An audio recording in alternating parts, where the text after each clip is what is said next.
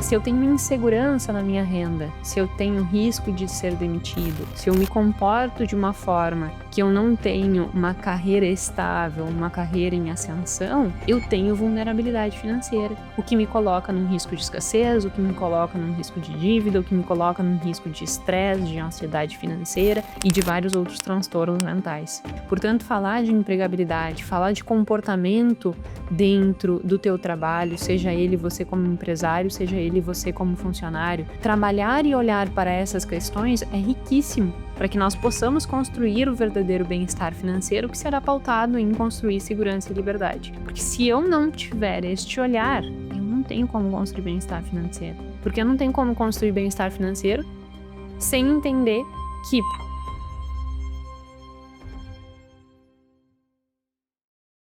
um patrão, 30 desempregados. É sobre este vídeo que nós vamos falar hoje. Como assim, Jéssica? Pois então, hoje eu vou fazer uma coisa que efetivamente eu nunca fiz, completamente inovadora, né, em 165 episódios. Mas, dentro do grupo da formação em finanças comportamentais, e sempre que nós temos uma turma rodando da formação em finanças comportamentais, nós fazemos grupos no WhatsApp. E um desses grupos serve para a interação dos alunos. E eu sempre faço isso porque se existe um grupo de pessoas interessadas a comprar o meu curso, essas pessoas elas têm uma predisposição parecida de compreender comportamento financeiro, de compreender suas crenças, de se permitir, mergulhar num processo de autoconhecimento, de entender que as decisões financeiras elas não são pautadas só em números. Então elas têm ali uma crença, né, elas têm ali um mesmo grupo de valores, elas estão em busca de desenvolvimento. E aí, quando nós juntamos um grupo de pessoas que tem um mesmo objetivo, as discussões elas se tornam muito ricas e muito bem embasadas. E eu acho muito interessante isso, né, essa construção desse grupo que vai um conversando com o outro e, eles vão se desenvolvendo juntos e isso se torna muito rico. Então, volta e meia eles trocam muitas ideias dentro desse grupo e na semana passada eles começaram a conversar exatamente sobre esse vídeo.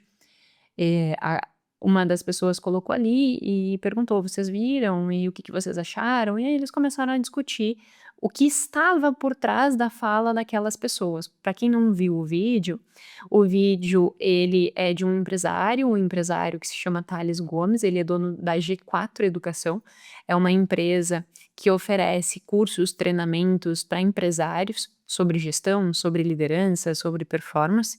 Não conheço a fundo, assim, as entregas deles, né, os tipos de produtos que eles fazem, mas no geral sempre tem esse foco de contribuir com o empresário, né, de dar treinamento para as empresas. E aí eles fizeram um vídeo em que ele, como empresário, entrevistou e debateu 5 tópicos com pessoas que tinham sido demitidas em outras empresas, em outros contextos, trazendo algumas crenças. Então ele trazia a posição dele, e aí vinha aquela pessoa que tinha sido demitida e argumentava: "Olha, eu concordo com a tua posição, não concordo, tem esse ponto, não tem esse ponto". Então existia ali um debate, né. E aí no andar desses debates, obviamente as pessoas elas externalizam a sua maneira de pensar, a sua forma de se comportar. E era sobre isso a discussão dentro do grupo do WhatsApp.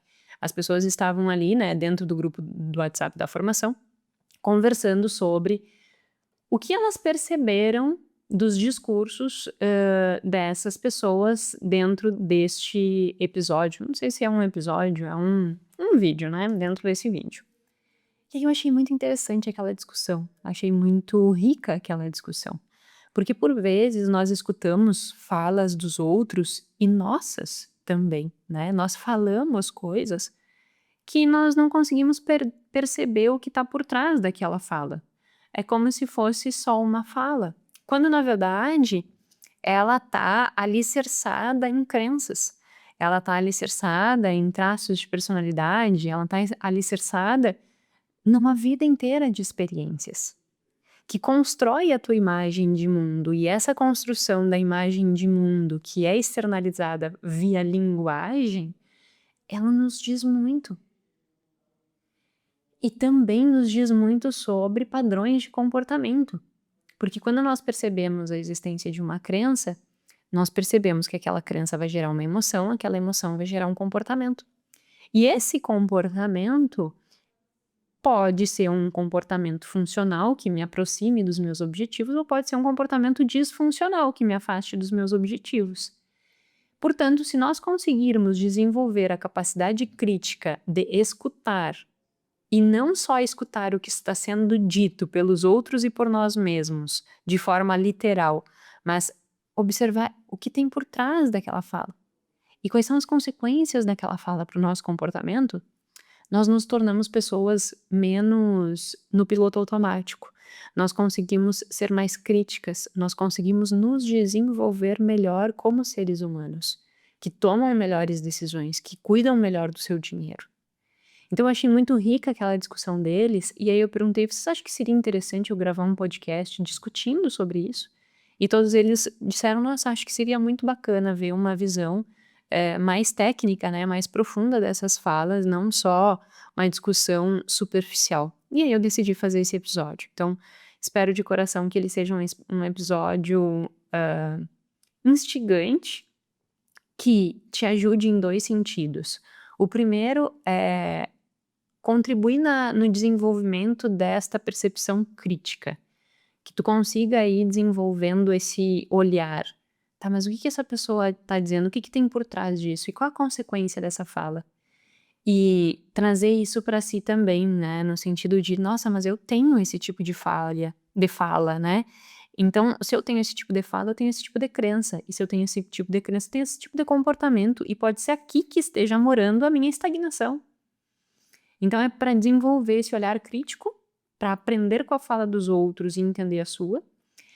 E segunda, para falar sobre essas questões de empregabilidade, ascensão na carreira ou demissão, que tem tudo a ver com dinheiro, né? Embora muitas vezes nós pensemos assim, mas isso não tem a ver com gestão financeira. Mas entende que se não houver uma receita, eu não tenho o que gerir. E para que eu tenha maior receita, ou seja, para que os meus ganhos financeiros eles cresçam, eu obrigatoriamente preciso ter uma renda. E se eu tenho insegurança na minha renda, se eu tenho risco de ser demitido, se eu me comporto de uma forma que eu não tenho uma carreira estável, uma carreira em ascensão, eu tenho vulnerabilidade financeira, o que me coloca num risco de escassez, o que me coloca num risco de dívida, o que me coloca num risco de estresse, de ansiedade financeira e de vários outros transtornos mentais. Portanto, falar de empregabilidade, falar de comportamento dentro do teu trabalho, seja ele você como empresário, seja ele você como funcionário, trabalhar e olhar para essas questões é riquíssimo para que nós possamos construir o verdadeiro bem-estar financeiro que será pautado em construir segurança e liberdade. Porque se eu não tiver este olhar, eu não tenho como construir bem-estar financeiro. Porque eu não tenho como construir bem-estar financeiro sem entender que para que eu tenha uma ascensão na minha carreira, eu preciso mudar meu comportamento. E para que eu me proteja de demissões, eu também tenho que alterar meu comportamento. Então, tudo isso tem a ver com dinheiro e comportamento. Por isso que eu decidi trazer esse episódio para cá, o nosso episódio número 165 do podcast Mais Que Finanças. Podcast em que nós falamos muito mais do que números, nós falamos de comportamento financeiro. Se você está aqui pela primeira vez, meu nome é Jéssica Câmpara. Eu sou doutora em Finanças Comportamentais, toda terça e sexta aqui estamos com mais um episódio discutindo aspectos relacionados a comportamento financeiro e hoje aí de uma forma um pouquinho diferente.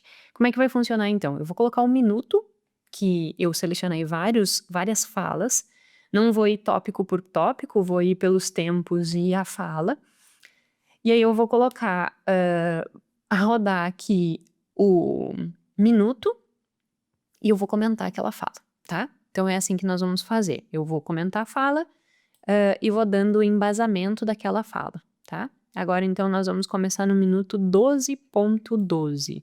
Vamos escutar essa fala.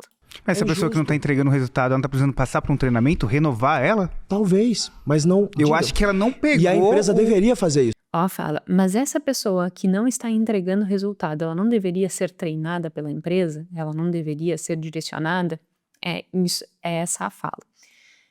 Que eu percebo nesta fala, tá? Aí um ponto importante, eu não tô aqui pra fazer juízo de valor de nada, tá? Eu não tô aqui pra julgar estas pessoas, eu não conheço essas pessoas. Como diz Kahneman, isso é uma pequena amostra que jamais me possibilitaria eu conseguir ter uma total compreensão dos padrões de comportamento daquelas pessoas. Eu tô pegando frases isoladas e eu estou discutindo a frase, né? Eu não estou falando sobre a pessoa, eu estou falando sobre a crença de que, neste caso, se uma pessoa não está entregando resultado, a empresa deveria treiná-la, tá? Eu concordo. Eu concordo plenamente que é de responsabilidade das empresas dar treinamento, dar direção, fazer gestão. Só que tem um ponto muito interessante nessa fala, né? Se a pessoa não está entregando resultado, a responsabilidade da pessoa, para a pessoa ampliar o resultado, é a empresa dar treinamento. E aí eu trago uma experiência minha. Na Plano A, nós incentivamos muito ao estudo, ao desenvolvimento. E por muitas e muitas vezes nós separamos, né, toda terças e quintas, ali o primeiro horário do dia seria destinado para um tipo de estudo. Cada um tem ali o seu tópico, né, no sentido da sua linha de trabalho, e deveria estudar algo relacionado com aquilo. O Mateus muitas vezes também dá toda uma lista de estudo do que deveria ser estudado. E o que a gente percebe? As pessoas não estudam. Nós precisamos muitas vezes implorar, pelo amor de Deus, gente, nós estamos disponibilizando curso, nós estamos disponibilizando dentro do horário de trabalho a liberdade para estudar, e ainda assim nós temos que pedir, pelo amor de Deus, estudem. E aí eu trouxe essa fala, né, dele, que fala exatamente isso, não deveria a empresa treinar? E aí eu tô trazendo uma posição da nossa empresa, não posso dizer das outras, que nós oferecemos isso e que por muitas vezes nós não vemos esta contrapartida de disposição em aprender.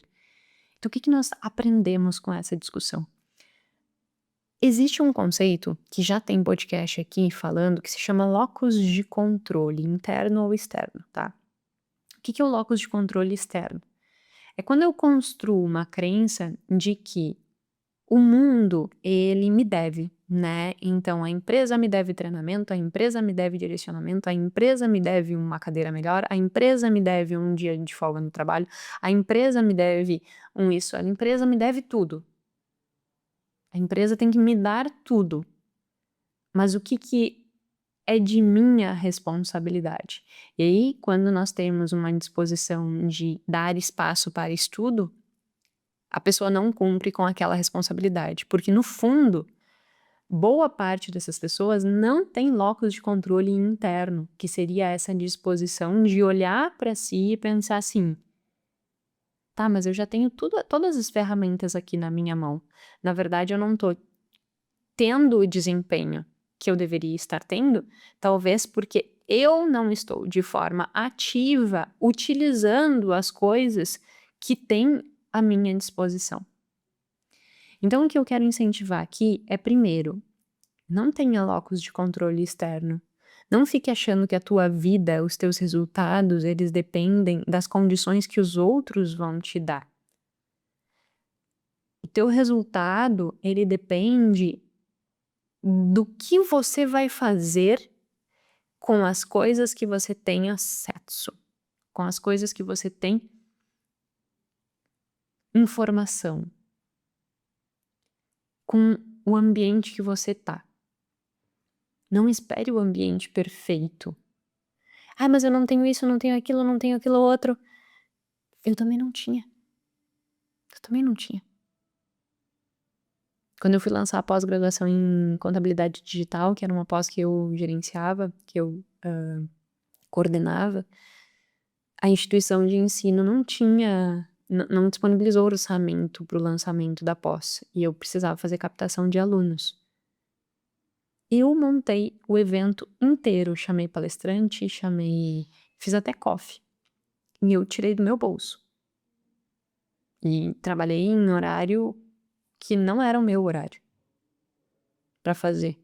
Porque eu não estava esperando as condições que a empresa fosse me disponibilizar. Eu estava fazendo por mim. Porque aquilo era significativo para mim. Porque aquilo era interessante para mim. Mas, Jéssica, eu não tenho condições de fazer isso. Na época eu também não tinha. Na época eu e o Gui, nós tínhamos vindo para Floripa fazia 2 anos e eu estava numa condição financeira que eu não tinha nem reserva de emergência.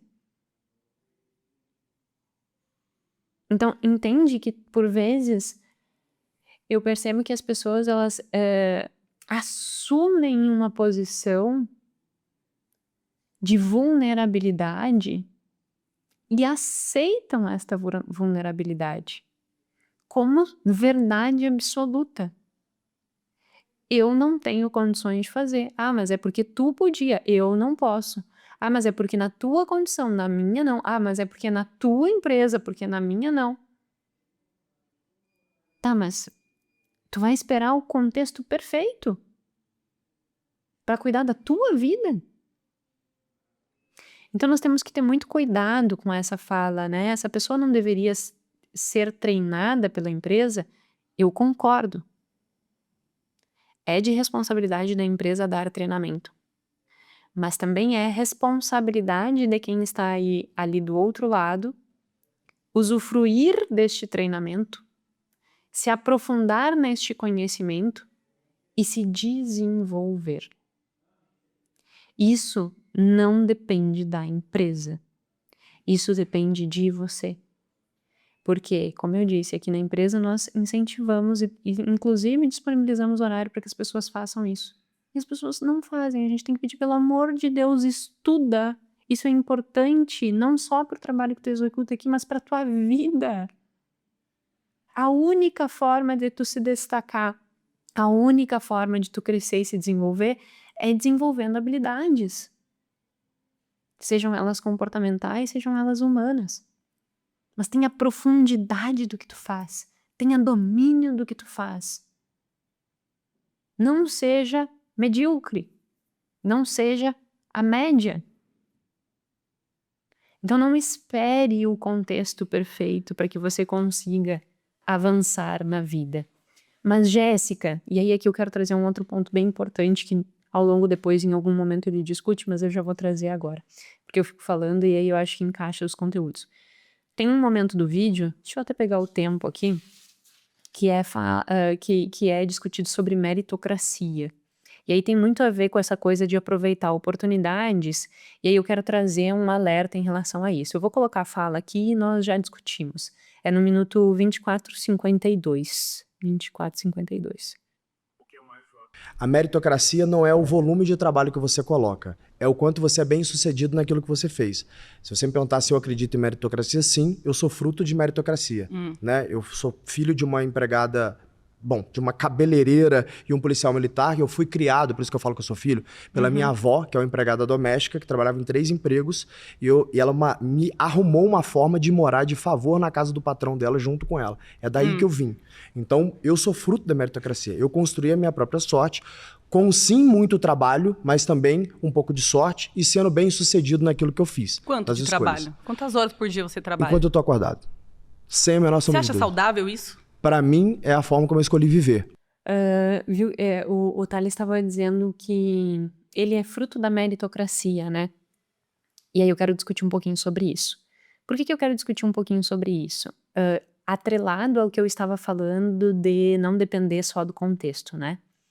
Muitas vezes, e isso a neurociência ela nos ensina com grande profundidade, que a depender das tuas origens, por exemplo, uma pessoa que cresceu numa família com uma renda muito baixa, uma pessoa que teve inanição, né, que ficou com fome durante a infância, uma pessoa que que sofreu, uma pessoa que passou por algum trauma relevante. Todos esses aspectos relacionados ao desenvolvimento de uma criança, eles geram consequências, inclusive do ponto de vista biológico, né? Então, nós vamos ver um menor desenvolvimento do hipocampo, eu já falei aqui várias vezes sobre isso. Nós vamos ver uma reatividade ao estresse, então eu tenho o eixo hipotálamo adrenal mais ativo, essa pessoa ela vai ficar um pouco mais reativa. Nós temos que é uma reação maior da amígdala, nós temos uma menor, às vezes, capacidade de análise lógica. Então, assim, é indiscutível que, a depender de onde você veio, qual foi o ambiente de origem, você terá certos desafios a mais do que aquela pessoa que veio de uma família extremamente estruturada, que teve uma boa educação, que nunca teve fome, que nunca passou por nenhuma instabilidade, que teve uma infância, né, bem estruturada, um bom colégio. Então, assim, é indiscutível que, inclusive, dentro do desenvolvimento cerebral, há diferença nessas questões, tá? Por que isso é relevante quando se fala de meritocracia? Porque eu posso colocar duas pessoas exatamente numa mesma posição dentro de uma empresa, e uma pessoa ter vindo desse contexto todo e outra pessoa ter vindo de um contexto bom. Então, tem uma vindo de um contexto de vulnerabilidade, eu tenho uma outra vindo do contexto extremamente estável. Elas podem sair exatamente do mesmo lugar, só que elas têm capacidades distintas. Aquela pessoa que foi favorecida pelo contexto, ela já sai na frente, mesmo estando no mesmo lugar, tá? Por que isso importa quando nós discutimos meritocracia? Porque, a depender do teu ponto de referência, as tuas bases, isso vai determinar se tu vai ter uma maior disposição, uma maior facilidade de ascensão ou menor, tá? Então, isso tá posto, não é uma coisa que a Jéssica acha, não é uma coisa que o João acha, é uma coisa que a ciência tem repetidamente ao longo dos anos nos mostrado. A depender do ponto de referência, a depender de onde tu tá vindo, tu já vai sair na frente ou tu vai sair atrás. E aí muitas pessoas, ao escutarem esse tipo de coisa, dizem assim, viu? Então, é por isso que eu não me desenvolvi na vida, é por isso que eu não dou certo, é por isso que não sei o quê. E por favor, não se coloca nessa situação. Se você teve uma infância desafiadora, se você passou por desafios em termos de alimentação, situação financeira, traumas, se você passou por isso, eu sinto muito, de coração. Mas você não pode usar isso como uma justificativa para se manter preso na exata condição em que você está. Você tem que usar isso tendo um nível de conhecimento que você está tendo nesse momento, e com 165 episódios, você tem que olhar para isso e dizer assim, eu sei que existe um desafio aqui, mas eu vou encarar esse desafio. Eu vou encarar esse desafio. Porque eu sei que no momento que eu me esforço, no momento que eu estou disposto a olhar para isso e dizer assim, eu tenho aqui um desafio e eu tô pronto para encarar esse desafio. Se eu me dedicar, eu passo essa pessoa que veio de um contexto completamente estável. Mas para isso eu tenho que o quê? Abrindo aquilo que eu vejo, né? Tudo que você vê é o que há. Então você precisa ampliar aquilo que você vê. Você precisa se desafiar, você precisa se confrontar, você precisa constantemente estar empurrando a barreira. Eu já fui até aqui, agora eu empurro um pouquinho, vou até lá, agora eu empurro um pouquinho, vou até lá, agora eu empurro um pouquinho, vou até lá. Você tem que constantemente estar na busca por esse desenvolvimento. Eu já falei várias vezes aqui do meu problema da dislexia, né? E para mim a dislexia sempre foi isso. Foi essa percepção, para quem não sabe, dislexia é um transtorno que vai pegar no processo de aprendizado, né? Então, pode ser na linguagem, pode ser na fala, pode ser na escrita, pode ser na interpretação.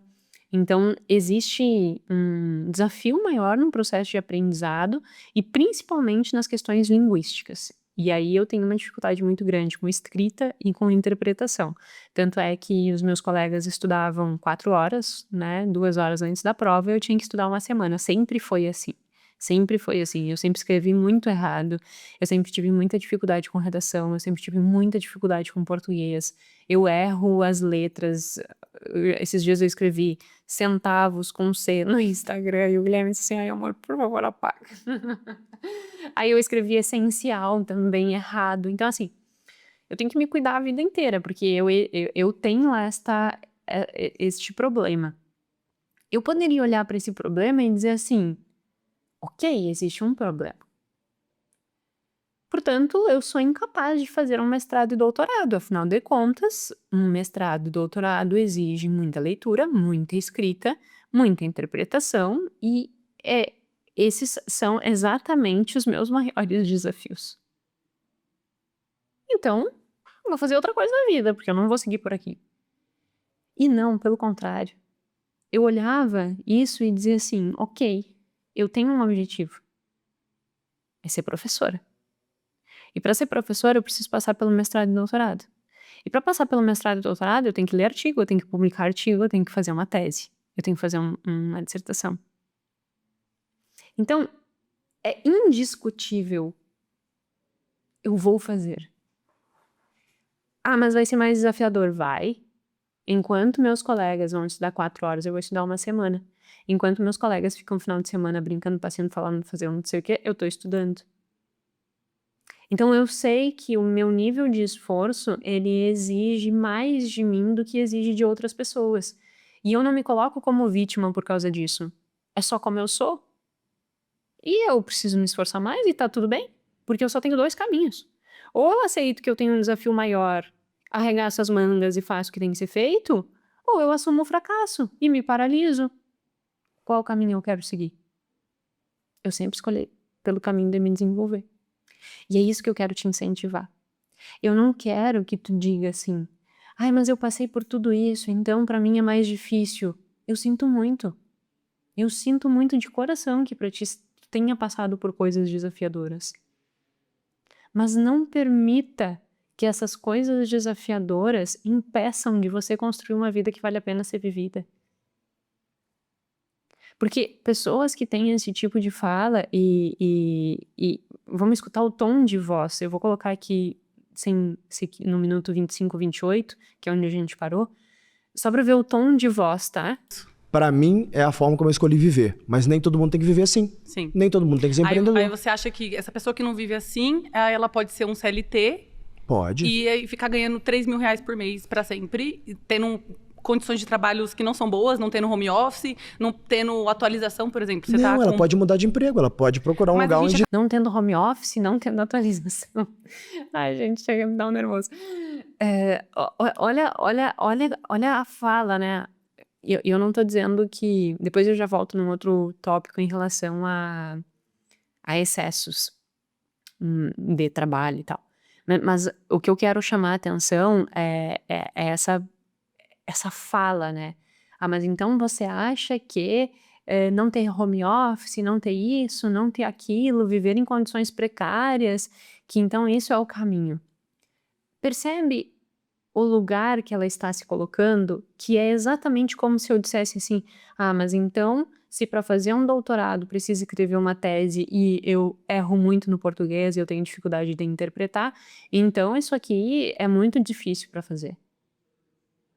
É a mesma coisa, ah, mas então se não tem um home office eu não trabalho. Entende que assim, é quase que como uma justificativa para tapar a peneira do porquê eu não me esforço o quanto eu deveria me esforçar. E eu não conheço a pessoa, pelo amor de Deus, eu não sei quem é, eu não sei onde foi, eu não sei nada. A única coisa que eu sei é a fala, a exigência de, eu quero um home office, eu quero isso, eu quero aquilo outro. Né? Como se for, e o tom de voz, assim, como se o trabalho fosse um afronte. Como se o trabalho fosse um sofrimento. Não pode ser assim. Não pode ser assim. Porque se for assim, você vai ser infeliz. Você vai ser infeliz. Quando existe essa postura diante do trabalho, né? E aí eu quis seguir porque nós conseguimos perceber uma postura que tem um olhar muito ruim para o trabalho, como se o trabalho fosse uma coisa horrível. Essa pessoa vive mal. Não se permita viver mal, teu trabalho não é teu inimigo. O teu trabalho é o que te dá muito mais do que dinheiro. O teu trabalho deve ser o que te dá vida. Junto com outras coisas, óbvio. Mas o teu trabalho tem que te dar vida. Tu tem que ter tesão pelo teu trabalho. Tu tem que olhar e dizer assim, poxa, que massa fazer isso. Tu não pode ser um executor de tarefa. Ai, mas eu passei por todos esses desafios que tu disse, Jéssica, eu sinto muito. Mas isso não te aprisiona na exata condição em que tu estás. Mas, Jéssica, então o que eu devo fazer para sair desta condição? Tu vai ter que empurrar essa barreira diariamente, como eu empurrei a barreira de escrever mal e errar.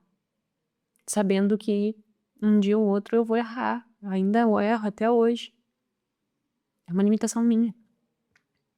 Como pode ser uma limitação tua ter uma dificuldade em empregar esforço. Ah, mas eu trabalho já das 8 da manhã às 6 da tarde. Desculpa, tu vai ter que fazer um pouquinho mais se tu quiser ascender na carreira. Ah, mas eu não consigo, eu me canso, então vamos empurrando essa barreira devagarinho. E o que eu quero dizer? Não é que tu tem que trabalhar fora do horário no teu trabalho, mas é que se tu quiser te desenvolver e crescer, tu vai ter que te aperfeiçoar mais para que no teu horário de trabalho tu consiga gerar mais resultado.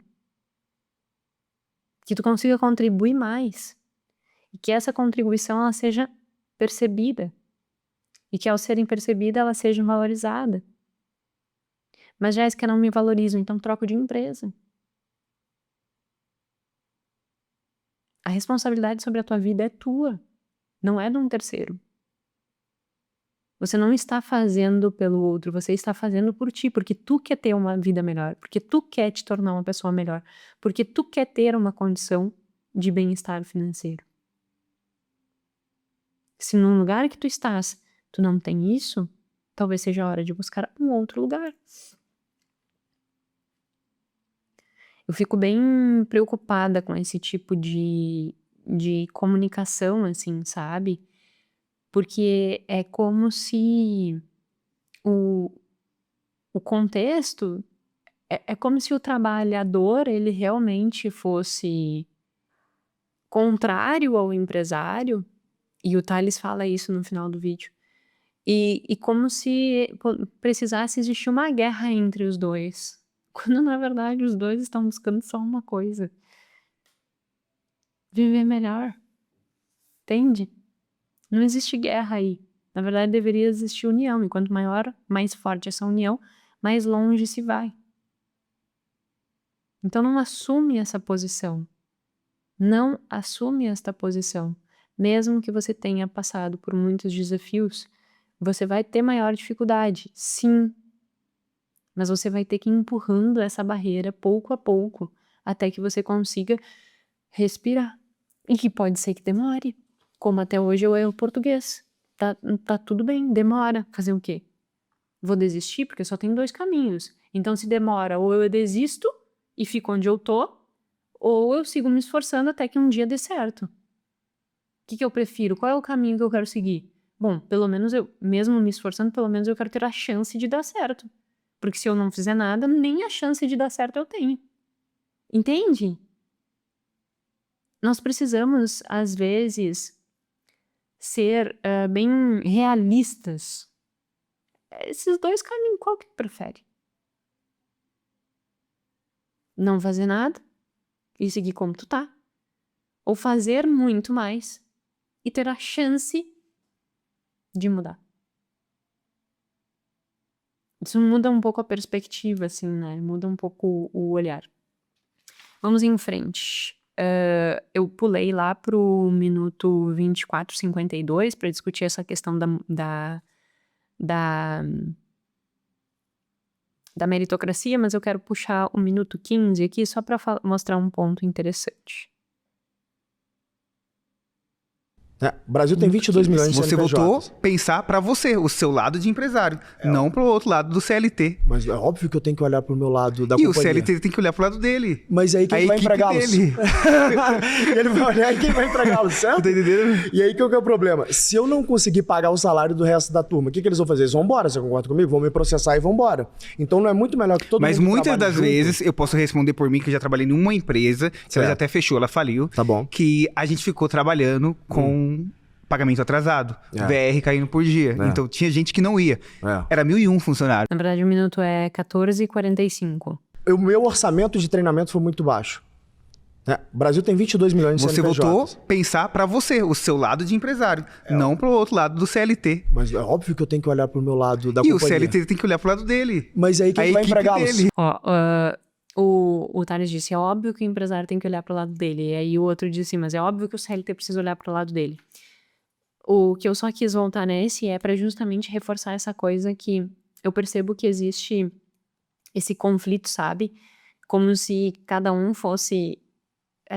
se não fossem pessoas caminhando numa mesma direção. Como se fosse cada um lutando pelo seu, no sentido de que eu tenho que olhar pro meu lado, tu tem que olhar pro teu, e nós não temos que juntos olhar para lugar nenhum, sabe? Então eu acho isso bem complicado, assim. E aí eu acho que o todo precisa evoluir, assim, né? As empresas e as pessoas precisam evoluir para que a gente possa caminhar e entender que não tem ninguém contra ninguém ali, né? Que na realidade todos estão buscando a mesma coisa. Era só para fortalecer essa discussão. Aí agora eu vou pro minuto 17.6. Que eu acho bem interessante essa discussão. Como office boy, vai te permitir aí tendo contato nas companhias ou nas áreas da companhia e ir crescendo. Eu vou dar um exemplo para você que é um super bacana, que acho que pode inspirar todo mundo aqui na roda, né? O fundador do BTG começou como office boy no Bradesco. E hoje o BTG é uma empresa que vale dezenas de bilhões de reais. Ele começou como office boy no Bradesco. Formou para administrar a empresa. Você vai chegar, a gente tem uma vaga de office boy para você. Não. Eu estudei para chegar naquele ponto. É claro que o cara, quando não está preparado, você não tem preparo para você ser o gerente. Você vai começar como office boy. Mas a gente, quando estuda, quando busca preparação, você quer um emprego que seja cabível com o tempo que você investiu em faculdade, o tempo que você investiu de estudo, você quer que vale a pena. Você chegar ganhando pouco. Você quer o tempo que você investiu em faculdade, você quer o tempo que investiu, né? Essa fala que me chama a atenção. Primeiro, infelizmente, faculdade hoje em dia não é garantia de absolutamente nada, tá? Então não espere que o simples fato de fazer faculdade te garanta alguma posição. Não vai te garantir. Segundo fato, mesmo que garantisse, infelizmente a educação está cada vez mais precária. Então, um profissional que sai da faculdade, ele sai completamente cru, sem capacidade nenhuma de fazer quase nada. Nós temos um escritório de contabilidade, né? E a gente percebe assim, e eu mesma já trabalhei em instituição, como eu já disse várias vezes, e o que a gente percebe é que a pessoa que faz faculdade, ela vem quase com o mesmo nível do que a pessoa que não faz faculdade. É impressionante, assim. E triste, eu fico muito triste. A qualidade é péssima. As faculdades não ensinam o básico. E o que ensinam de básico, por vezes, ensinam errado. Então, assim, não é porque tu fez uma faculdade que tu tem garantia de emprego. E aí, voltando a outra fala, né? Se eu fiz uma faculdade de administração, não vou querer começar como um office boy. Isso é uma questão bem, bem importante de ser percebida. As pessoas, e aí o tema central ao qual foi introduzido é que quem quer sempre arruma trabalho, mas ninguém quer começar de baixo. E assim, é muito realidade que isso aconteça. As pessoas, por vezes, elas não estão dispostas a se desenvolverem. Elas acreditam que elas têm uma determinada competência, porque fez uma faculdade, por exemplo, e ela quer o reconhecimento daquilo que ela, entre aspas, já tem.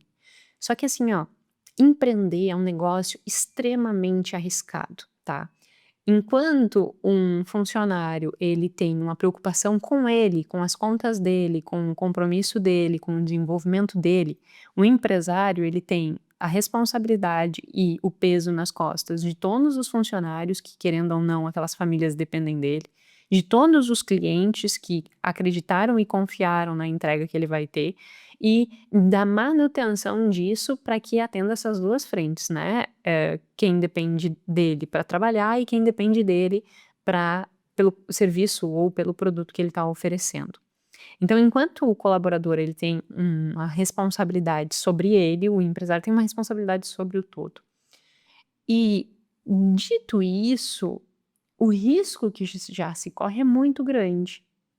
Contratar no Brasil e demitir é muito caro.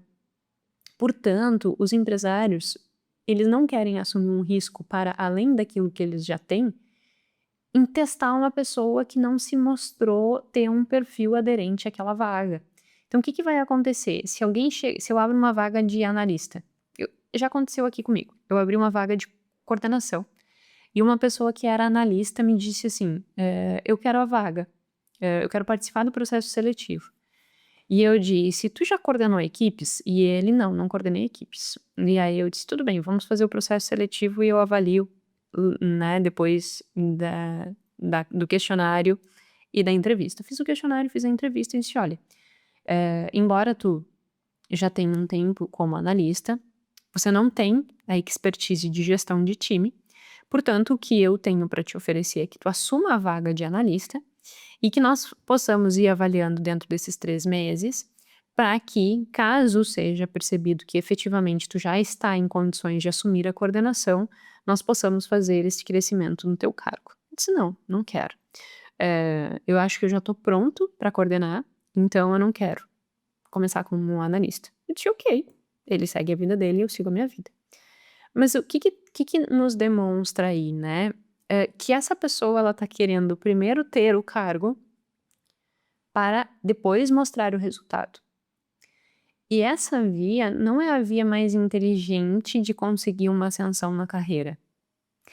A via mais inteligente de conseguir uma ascensão é tu entendendo que ninguém vai pagar pelo risco de fazer uma aposta em ti sem ter garantias de que tu é capaz de suprir aquela demanda, né? Que tu realmente vai vencer, digamos assim, aquela aposta. Um empresário, diante de todos esses riscos que eu comentei que ele tem que lidar, ele não vai querer comprar mais esse risco. Porque há uma enorme probabilidade de tu começar já como uma coordenação, não dá certo, porque tu nunca tinha coordenado equipe, então tu não tem habilidade de processos, tu não tem habilidade de delegação, tu não tem habilidade de acompanhamento, então isso tu não sabe fazer, tu nunca tinha feito antes. Então é uma enorme probabilidade de que tu não consiga. E neste ponto, se tu entrou já como coordenação e não deu conta, não tem como tu voltar para analista, e isso não funciona, né? Porque daí tu já perdeu a percepção diante dos outros ali, né? Tu já perdeu a autoridade diante dos outros, então essa pessoa teria que ser demitida. E essa demissão custaria muito mais caro porque ela estava com cargo de coordenação. Então percebe que eu não vou comprar esse risco. Se é para eu contratar alguma coordenação, ou a pessoa vem pronta ou ela aceita começar de baixo e crescer comigo. Eu não vou comprar uma possibilidade dessa pessoa dar certo, se eu não tiver evidências que me provem que ela é capaz. E aí a pessoa que ela entra com a disposição de dizer assim, não tem problema, eu assumo como analista. Por quê? Porque tu vai ver que em 3 meses eu já estou coordenando. Na verdade, eu vou entrar como analista, mas eu já vou ser coordenador. A pessoa que entra com essa postura é uma outra pessoa. Quando eu assumi a coordenação na faculdade, não estava aberta a vaga diretamente de coordenação do curso. Mas o que estava acontecendo é que existia muitas demandas a serem realizadas e que essas demandas estavam ficando, assim, flutuando no ar. E que eram demandas importantes. E eu comecei a pegar essas demandas. Ah, tem tal coisa, deixa que eu faço. Ah, tem tal coisa, deixa que eu faço. Ah, tem tal coisa, deixa que eu faço. Dali a pouco eu já estava sendo coordenadora, só que eu não tinha o cargo. Isso aconteceu em agosto. Eu fui assumir o cargo de coordenação no final do ano, na virada do ano, né, pro semestre seguinte, fevereiro. Mas eu comecei como coordenadora do ponto de vista de operação um semestre antes. Por quê? Porque eu não estava esperando pelo cargo para que eu fizesse o que tinha que ser feito. Eu estava fazendo o que precisaria ser feito. E aí não tem mais como olhar e dizer assim, poxa, não vou dar para Jéssica o cargo. Não, eu forcei a instituição a me dar o cargo, porque eu já fazia.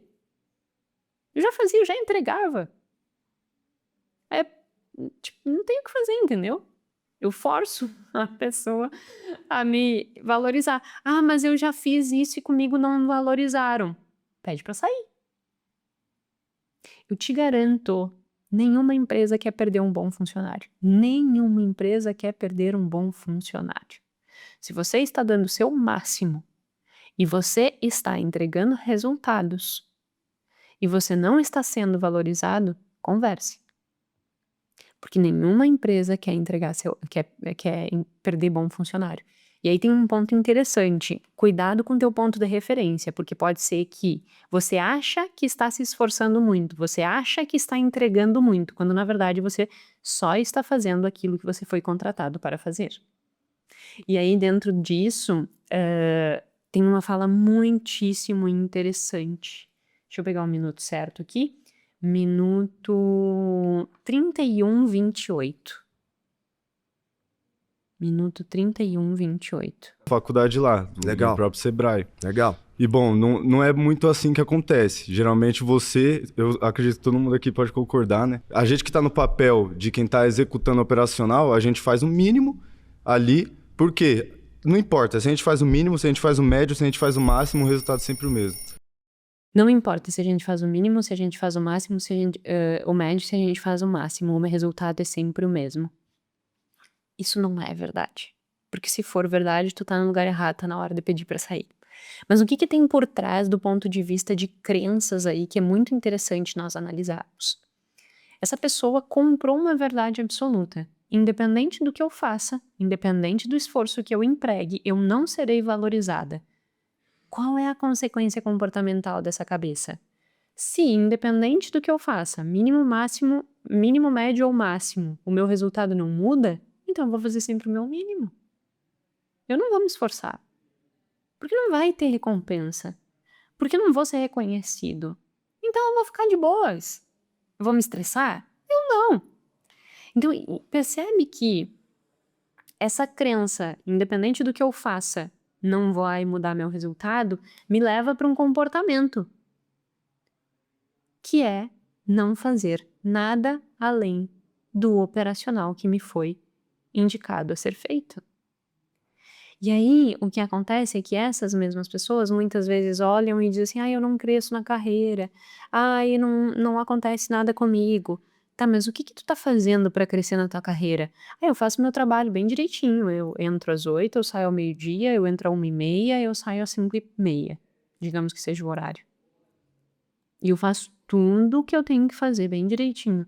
Que ótimo, parabéns. Tu tá sendo pago para fazer o que tu faz. Mas não me valorizam. Mas tu foi contratado para fazer isso. Se tu quer mais, tu tem que fazer mais. E não no sentido de, por vezes, mais carga horária. Mas tu tem que desenvolver coisas, tu tem que criar soluções, tu tem que resolver problemas. Quanto mais problemas tu resolve, melhor tu é remunerado. E aí é muito interessante que tem um estudo que foi publicado na BAR, que é uma revista brasileira de administração. Inclusive, eu já publiquei nessa revista. E ela é uma revista que, nesse artigo, tem a descrição aqui, eles fazem uma revisão sistemática de quais são as variáveis que determinam desempenho. E aí eles compilaram todas esses 50 artigos para dizer assim, o que efetivamente determina resultado, né? Do ponto de vista da empresa, então, determinantes indiretos relação com o supervisor, relação com os colegas, as práticas de RH e organização, e as condições de trabalho, né, recursos de trabalho. Então, essas coisas, elas contribuem para o crescimento, porque elas criam um ambiente propício e seguro para o desenvolvimento. Isso é muito importante que eu tenha. Na minha empresa não tem nada disso, então busque uma empresa que tenha, tá? Nós pecamos, sempre a gente vai pecar em alguma coisa, sabe? Isso é um outro problema que eu vejo, assim.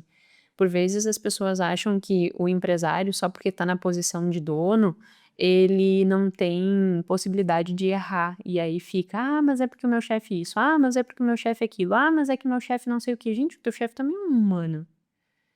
E tem tanta responsabilidade em cima dele que por vezes ele não dá conta de ver tudo, de acompanhar tudo, de te motivar todos os dias. Então não dependa exclusivamente do tapinha nas costas dele para dizer assim, meu Deus, parabéns pelo que tu fez. Se tu depender dele 24 horas te dando esse feedback, vai ser difícil tu de desenvolver.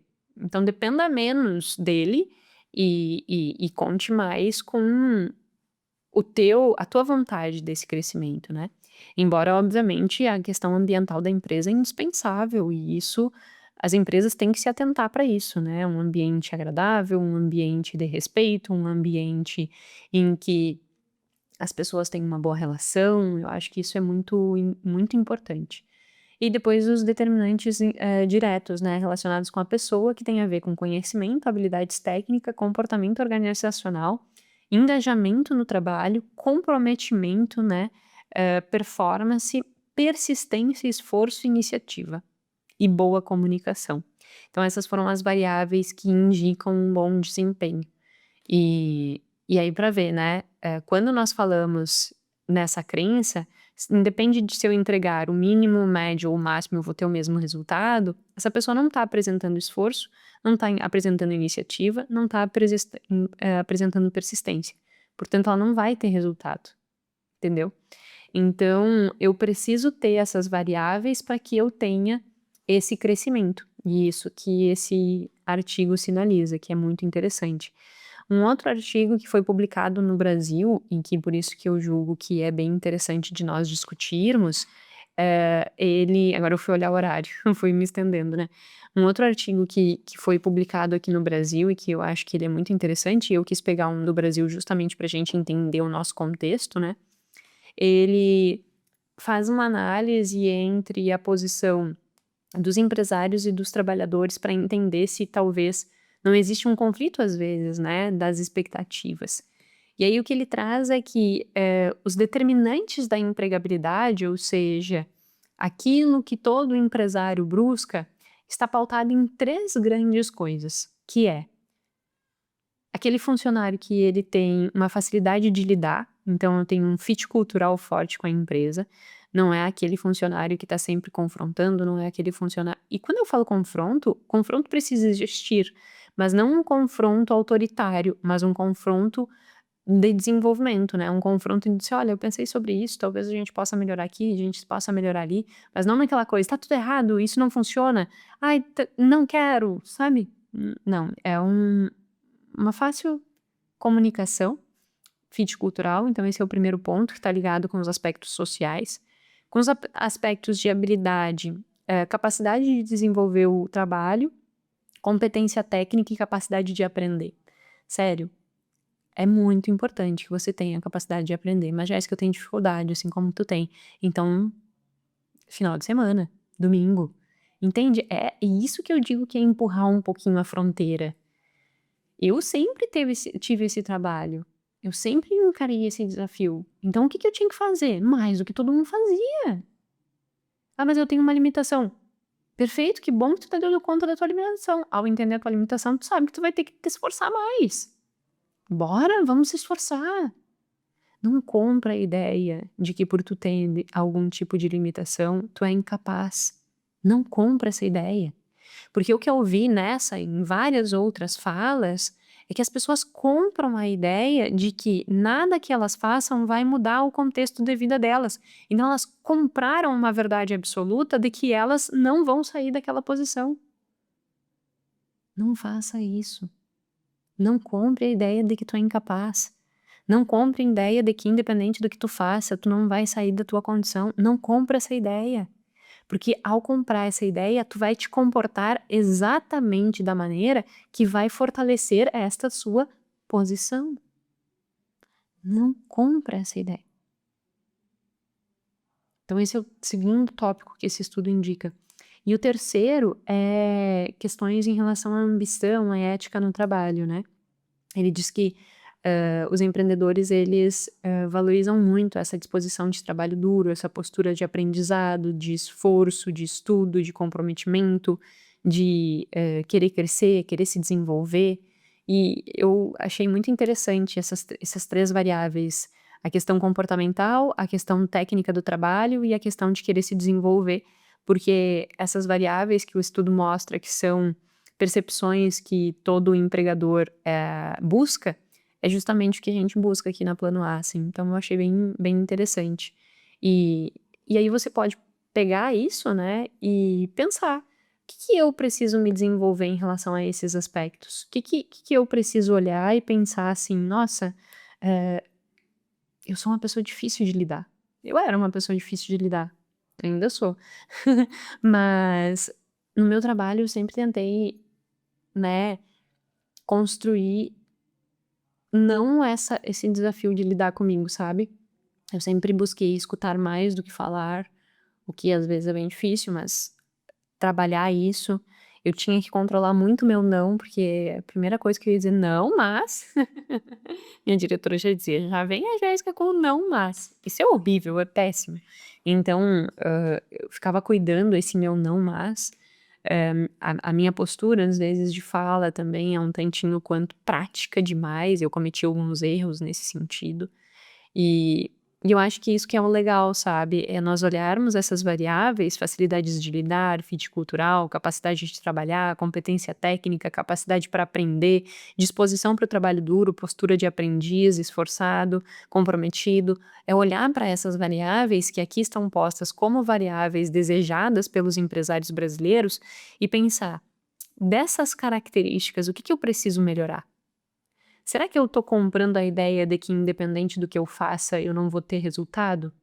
Então tu não tá fazendo nada, porque tu comprou a ideia que não adianta fazer.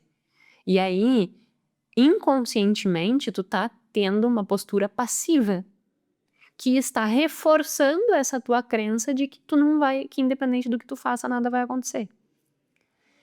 Então, cuidar, né, essas concepções é muito importante para que a gente tenha a oportunidade de, pelo menos, ter a chance de sair deste lugar. Porque se tu assumir isso como verdade, tu não vai ter nem a chance de sair desse lugar. E aí, para terminar, eu quero colocar um outro momento. Tinha várias outras aqui. Se vocês julgarem que foi legal, eu faço um segundo round. Que eu fiquei na metade aqui de todos que eu ia falar. Mas eu vou colocar em mais 1 minuto aqui para nós finalizarmos. Hora 1, 1 hora e 2 minutos. Se o cara não fizer isso, no mínimo, ele é um gestor ruim. É claro. Porque, como eu te dei um dado, custa 5 vezes mais demitir. Sim, se ele não fizer, você tá jogando dinheiro fora. A gente vê muito disso, que o cara simplesmente, você não tá rendendo, te manda embora. E olha que oportunidade. Nesse debate, se ele me assistir, ele vai começar a falar assim: pô, um TG, que é considerado um bom gestor, tá me falando que eu deveria tentar desenvolver as pessoas. E eu só demiti se não der certo, porque custa muito tempo e dinheiro. A gente não vê isso, né? A gente não vê, não. É óbvio que vê. Na minha empresa você vê. Você vê em várias companhias que são meus clientes. Sim, mas por que eu tenho 55 mil empresas como cliente. Reclamando de empresários? Porque acontece o seguinte: o cara é um número. A gente pode substituir ele porque tem muita gente querendo emprego. Então, mas você pode substituir por alguém melhor, né? Porque pior ninguém substitui. Mas a questão é essa. Muitas vezes você acha que se você é bom, por que eu vou te substituir? Então, muitas vezes você acha que Posso te falar um negócio? Você falou assim, por que as pessoas têm uma visão ruim do empresário? Eu vou te dizer o porquê que as pessoas têm uma visão ruim do empresário. Porque existe um sistema que explora a mim e a você. E esse sistema é uma casta superior de reis que vivem do seu trabalho e do meu. Eles querem que eu fique contra você e que você fique contra mim, para que a gente esqueça que eles, por exemplo, só o presidente da República... Perceba essa fala: eles querem que você fique contra mim e eu contra você. Por que eu só coloquei essa fala para nós finalizarmos? Porque eu quero reforçar isso mais uma vez, tá? Não existe essa dicotomia, o eu, o você, né? Existe o nós, todos nós estamos lutando por uma vida melhor, todos nós queremos uma vida melhor. Então, se você é empresário, para de olhar para os teus funcionários como se eles fossem não fossem humanos que precisam de acolhimento, que precisam de desenvolvimento, que precisam de direção. E se você é colaborador, não olhe para o seu chefe, para o seu patrão como uma pessoa que é intocável, uma pessoa que não deve errar, uma pessoa que deve acertar sempre.